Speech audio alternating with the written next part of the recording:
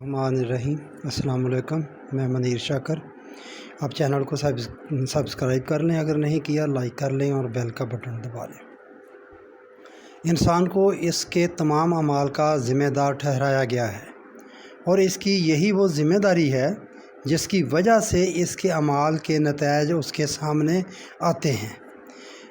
अमाल की जज़ा व सज़ा का सारा निज़ाम इसी महवर के गिर्द गर्दिश करता है कि इंसान अपने अमाल का ज़िम्मेदार है। रोज़े महशर ये सारी चीज़ इसी पर ही डिपेंड करती है कि अपने अमाल का ये ज़िम्मेदार है, और ये ज़ाहिर है कि किसी काम का ज़िम्मेदार वही करार पा सकता है जो इसे अपने इख्तियार और इरादा से सर अंजाम दे। जिससे मजबूरन कोई काम कराया जाए, इसे उसका ज़िम्मेदार ठहराया ही नहीं जा सकता। इस बिना पर कुरान करीम ने वाज़े कर दिया है कि मजबूर और साहब इख्तियार और इरादा दोनों कभी बराबर नहीं हो सकते। ये मिसाल है, ये सूरह नहल में 75 नंबर और 76 नंबर आयात जो हैं उसमें इसका ज़िक्र है। ये बराबर नहीं हो सकते। मजबूर और साहब इख्तियार, ग़ुलाम और आज़ाद बराबर नहीं हो सकते। यही वजह है जो इसने कहा है कि अगर किसी से कुफ्र का भी कोई काम जबरन कराया जाए तो उससे इसका मुआवजा नहीं होगा।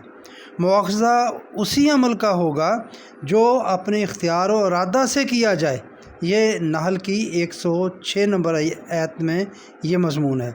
दूसरी जगह है कि लैसा अलैकुम जुनाहुन फ़ीमा अख्तातुम बेही वाला किम्मा तअम्मदत कुलूबुकुम।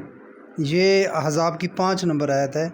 अगर तुमसे भूल चूक से कोई गलती हो जाए तो इसका कुछ मज़ायका नहीं, गिरफ्त उसकी होगी जिसमें तुम्हारे दिल का इरादा शामिल हो।